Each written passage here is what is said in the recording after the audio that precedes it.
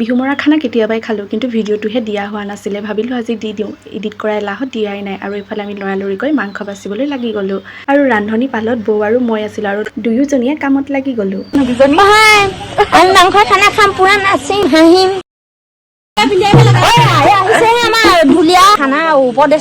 আনফালে মোৰ মানুহজন গান লগাত ব্যস্ত, আৰু গান লগাই দিছে বৌহঁত বাহঁত পুৰা নাচি আছে। আৰু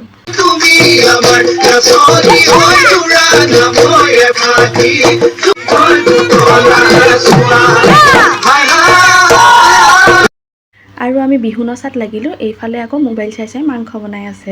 এইফালে দেখিছেনে তাৰ মুখখন লুকুৱাইছে লাজতে। মই বোলো ৰ ভিডিঅ'টো দি দিম সকলোৱে দেখাকৈ।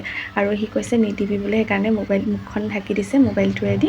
আৰু এইফালে সি বনাই আছে মাংসখিনি। আমি অকণমান নাচিলোঁ, সেয়া মই নেদেখালোঁ বাৰু। এইফালে জমনি কৰি কৰি অকণমান নাচিছে, মতা মানুহৰ নাচো দিছে আৰু মাইকী মানুহৰ দৰেও নাচিছে। আৰু এনেকৈ অকণমান জমনি কৰি আছে সকলোৱে, হাঁহি হাঁহি মানে পূৰা ফূৰ্তি কৰি আছে সকলোৱে। আৰু এইফালে এই বাজনী গুৱাহাটীৰ পৰা আহিছে, আমাৰ লগত বিহু নাচিছিলে। বাজনী মানে আমাৰ ঘৰৰ ওচৰে, কিন্তু বিয়া সোমাইছে গুৱাহাটীত। কিন্তু তাই ইয়াতহে ভাল পায়, নাচিবলৈ আহে, গাঁৱৰ পৰিৱেশ যিহেতু।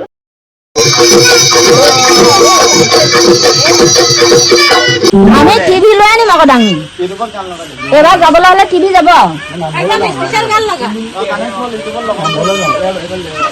টিভি এটা যে লৈ আহিম বুলি কৈছে, মানে কথাটো কি হৈছে, মা আৰু দেউতাই টিভি চাই আছিলে, মানে চিৰিয়েল চাই আছিলে।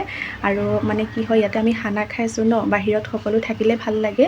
আৰু মাহঁত অহা নাছিলে, সেইবাবে টিভিটো অফ কৰি মাহঁতক লৈ আহিলেগৈ। বিহু মাৰিছিলোঁ আমি 10-12জনী মানে, কিন্তু খানা খোৱা মানুহ বহুত ওলালে, কাৰণ ঘৰৰ সকলোকে মতা হ'ল। যিহেতু ঘৰৰ একোজনীহঁত গৃহিণী আছে আৰু ঘৰতো ভাত বনাব লাগিব, সেইবাবে ভাবিলে ঘৰত ভাত নবনাই ইয়াতে একেবাৰে খানা খাই দিয়াই হওক, আৰু সেইবাবে ঘৰৰ সকলোকে নিমন্ত্ৰণ দিয়া হ'ল।